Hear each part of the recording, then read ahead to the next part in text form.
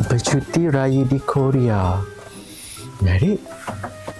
Jai, balik. Cepat. Bercuti raya di Korea. Wih, Menarik kan?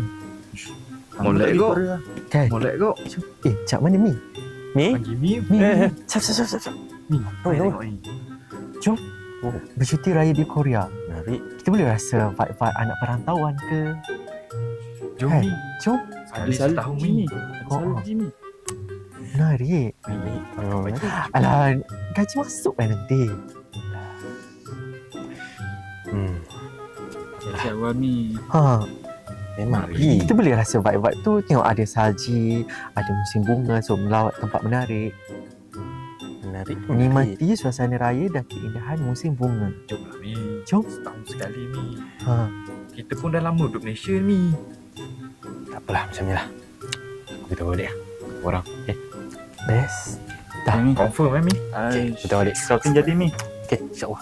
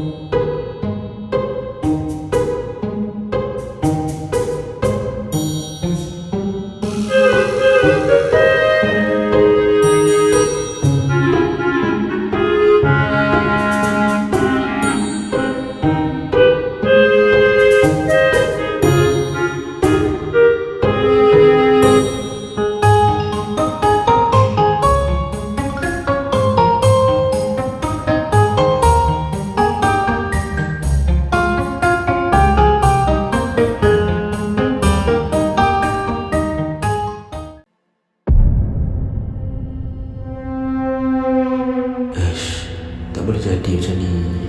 Kita tak boleh raya kat Korea. Kita kena raya kat Malaysia juga. Kat Malaysia juga.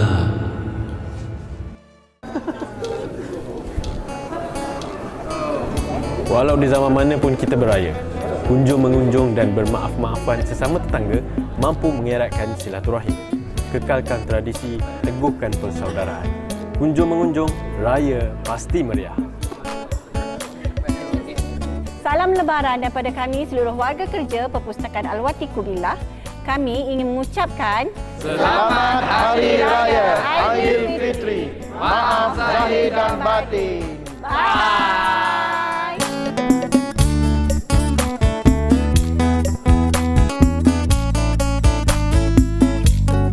Tangan dihulur, maaf dipinta.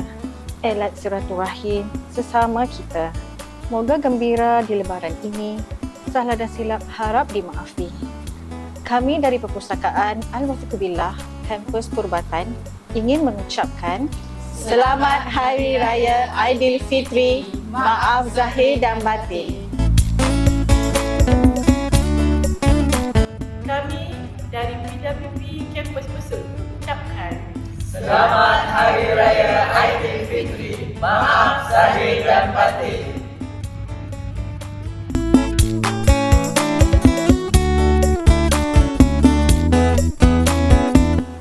Pergi ke taman memetik cempaka, harum baunya di waktu pagi.